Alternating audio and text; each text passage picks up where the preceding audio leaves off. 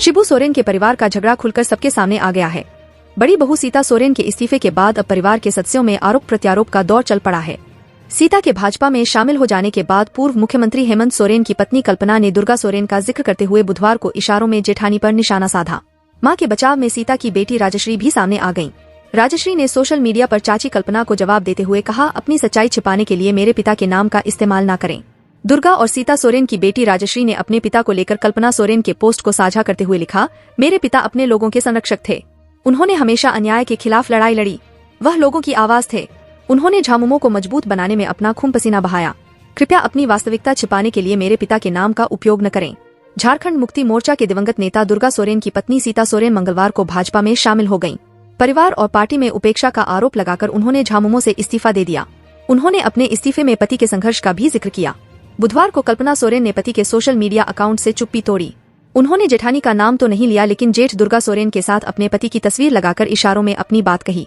उन्होंने पति के राजनीति में आने की परिस्थितियों का भी जिक्र किया। कल्पना ने लिखा, हेमंत जी के लिए स्वर्गीय दुर्गादा सिर्फ बड़े भाई नहीं बल्कि पिता तुल्य अभिभावक के रूप में रहे।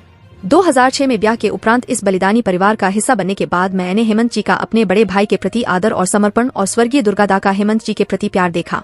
हेमंत जी राजनीति में नहीं आना चाहते थे, परंतु दुर्गा दादा की असामयिक मृत्यु और आदरणीय बाबा के स्वास्थ्य को देखते हुए उन्हें राजनीति के क्षेत्र में आना पड़ा। हेमंत जी ने राजनीति को नहीं बल्कि राजनीति ने हेमंत जी को चुन लिया। जिन्होंने आर्किटेक्ट बनने की ठानी थी उनके ऊपर अब झामुमो, आदरणीय बाबा और सो दुर्गादा की विरासत और संघर्ष को आगे बढ़ाने की जिम्मेदारी थी। कल्पना ने आगे कहा, झारखंड मुक्ति मोर्चा का जन्म समाजवाद और वामपंथी विचारधारा के समन्वय से हुआ था।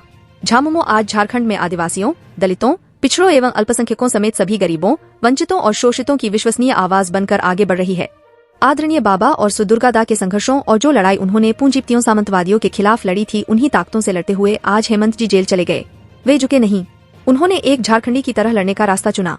वैसे भी हमारे आदिवासी समाज ने कभी पीठ दिखाकर, समझौता कर आगे बढ़ना सीखा ही नहीं है। झारखंडी के डीएनए में ही नहीं है झुक जाना। सच हम नहीं, सच तुम नहीं, सच है सतत संघर्ष ही।